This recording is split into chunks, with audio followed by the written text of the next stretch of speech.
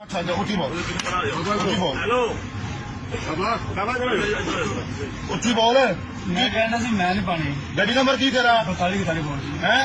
ਮਾਲ ਕਿੱਥੋਂ ਲੋਡ ਕੀਤਾ ਸੀ माल हेलो थोड़ी गल छड़ी यार हेलो ਤੇ ਮਿੱਟੀ ਆ ਕੇ ਕਿੱਥੇ ਪਾਈ ਸੀ मिट्टी दी सफा कर ਹੱਥ ਦੇ ਕਰ किन्ने पॉइंट ਇਹਦੇ ਕੰਨਾ ਕਿਹੜਾ ਤਲਕ ਕੀਤਾ ਸੀ पहले आज कितना इस्तेमाल जी ਉਸ ਤੋਂ ਬਾਅਦ मीरा लजपाल ਉੱਚੀ ਬੋਲ मीरा लजपाल बोल जी ਤੇ ਫੇਰ उस तो बाद बहुत सरफराज बंदा ਫਿਰ ਕੀ ਕੀਤਾ ਸੀ पति किथे होती ਉਹਨਾਂ ਦੇ ਪਰਚੇ ਬਾਊ ਜੀ ਉਹਨਾਂ ਕੋਲ ਸਾਡੇ ਫੇਰ ਕੀ ਉੱਥੇ ਆ ਕੇ ਕੀਤਾ ਸੀ ਪੁਲ ਦੇ ਥੱਲੇ ਖਲੋ ਗਏ ਉੱਥੇ ਬਾਊ ਜੀ ਮਿੱਟੀ ਪਾਈ ਹੈ ਕਿੰਨੀ 100 ਕਿਲੋ ਉਹ ਝੂਠ ਬੋਲਣਾ ਪਿਆ ਰਕਸ਼ੇ ਕਿੰਨੇ ਆਏ ਸਨ ਇੱਕ ਹੀ ਰਿਕਸ਼ਾ ਹੈ ਜਿਹਦੇ ਚ 8 ਥੋੜੇ ਲਿਆਂਦੇ ਸੀ 2 ਪਾਈਪ 50 ਕਿਲੋ ਥੋੜਾ ਹਾਂ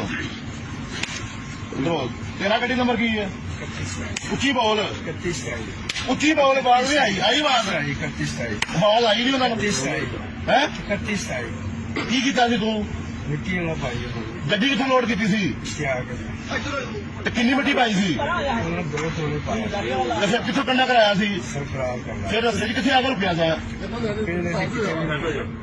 ਖੋਖਰ ਰੋਡ ਤੇ ਨਹੀਂ ਰੁਕਿਆ ਰਿਹਾ ਉੱਥੇ ਉਹ ਸਰਫਰਾਜ਼ ਕਰਨਾ ਉੱਥੇ ਚਾਹ ਨਹੀਂ ਪੀਤੀ ਸੀ ਹਾਂਜੀ ਚਾਹ ਪੀਤੀ ਚਾਰੇ ਗੱਡੀਆਂ ਕਿੱਥੇ ਸਨ ਉੱਥੇ ਦਾ ਫਿਰ ਆ ਕੇ ਆਫਿਸ ਰੁਕੇ ਸੋ ਤੇ ਤੂੰ ਕਹਿੰਦਾ ਮੈਂ ਕਿਤੇ ਰੁਕਿਆ ਹੀ ਨਹੀਂ ਸਵੇਰੇ ਪੀਐਸਓ ਤੋਂ ਰੁਕੇ ਮੈਂ ਇੱਥੇ ਫਿਰ ਆ ਕੇ ਆਟੋ ਰੁਕੇ ਸੋ ਮੈਂ ਫਿਰਦਾ ਆ ਸਾਈਡ ਗੱਡੀਆਂ ਉੱਤੇ ਚੜ ਕੇ ਕੀ ਕੀਤਾ ਸੀ ਚਲੇ ਕੋਈ ਨਹੀਂ ਚਲਾ ਹੈ ਕੀ ਬੋਲ ਉੱਚੇ ਆਵਾਜ਼ ਨਹੀਂ ਆਉਂਦੀ ਵੀ ਤੇਰੀ ਫਿਰ ਉੱਚੇ ਉੱਤੇ ਕੋਈ ਨਹੀਂ ਚਲੇ ਹੈ ਗੱਡੀ ਦੇ ਹਾਂ